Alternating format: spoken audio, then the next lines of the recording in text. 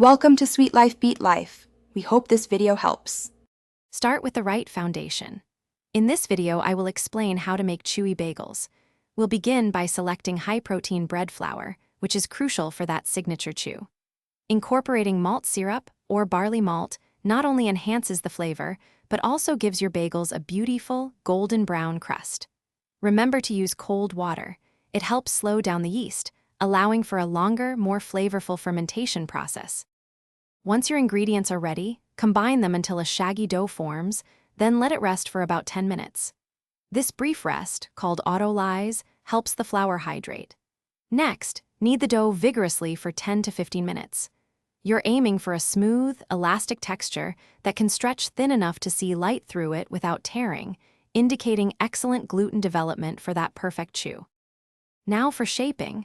Divide your dough into pieces, each weighing about 4 ounces, and roll them into tight balls. Then, gently poke a hole through the center of each ball, stretching it to about 1 inch in diameter. This creates the classic bagel shape.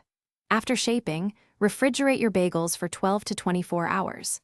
This cold fermentation is vital for developing deep, complex flavors and that characteristic chewy texture.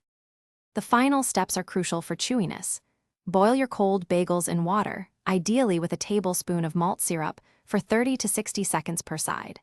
This brief boil gelatinizes the starch, creating a shiny, chewy crust.